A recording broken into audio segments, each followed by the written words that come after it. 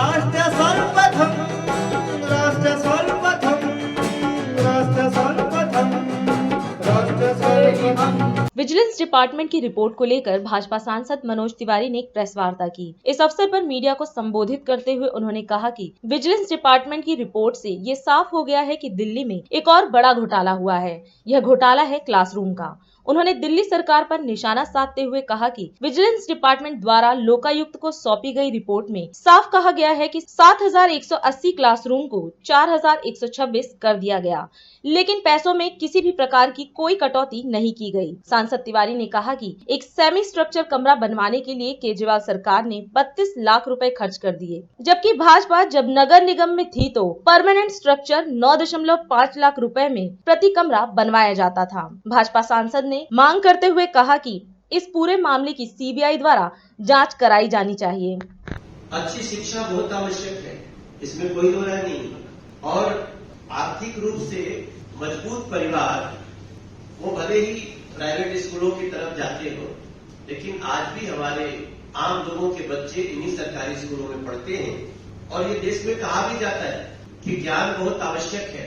जब हम लोगों ने क्लासरूम घोटाले की बात करी थी, जब हम लोग इसको लेकर के आगे बढ़े थे, पता चला था कि एक एक कमरा 32-32 लाख रुपए में बन रहा है, तो मन को शंका हुई ये क्या हो रहा है।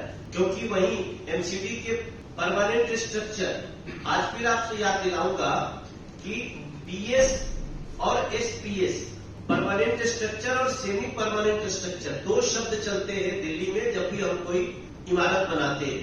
और ये दिल्ली की भारतीय जनता पार्टी के समय की एमसीडी परमानेंट स्ट्रक्चर बनाती थी लगभग 9.5 लाख रुपए में एक कमरे के।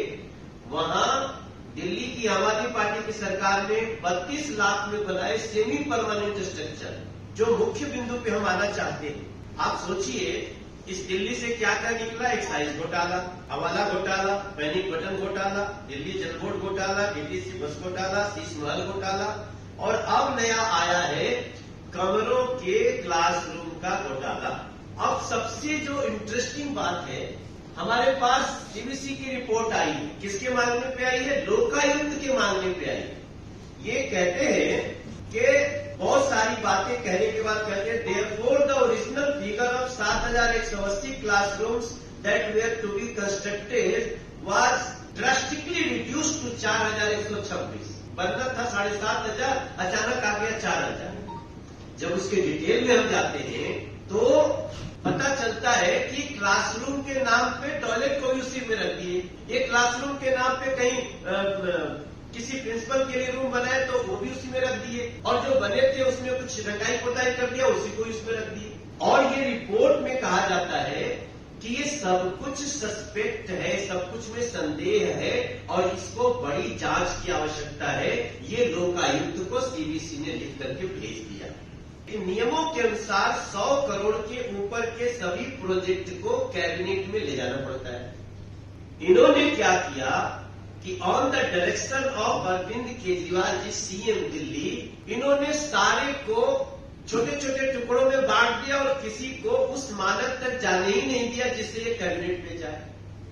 इस प्रोजेक्ट को 16 छोटे छोटे प्रोजेक्ट में बांट दिया गया, जिससे इनकी सैंक्शन एक्सपेंडिचर फाइनेंस कमेटी से ले ली गई अनुमति, और चेयरमैन खुद पीडब्ल्यूडी के मंत्री सत्येंद्र जैन थे। अब तो जेल में ही 2015 में दोपहर 1 बजे से 1:30 बजे तक 10 प्रपोजल कंसीडर कर दिए गए और 521.93 करोड़ के प्रोजेक्ट मात्र 30 मिनट में पास कर दिए गए। कहीं नहीं जाना पड़ा, एलजी महोदय के टेबल पे भी नहीं जाना पड़ा।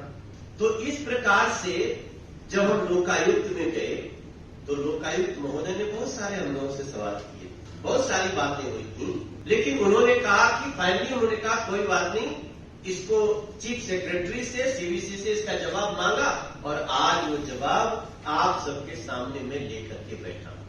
लेकिन ये जानकारी, this is very important, CBC की रिपोर्ट, और ये कहती है कि हाँ, जो मुद्दा मनोज तिवारी और उनके साथियों ने उठाया, बीजेपी ने उठाया, उसमें गड़बड़ी हुई है।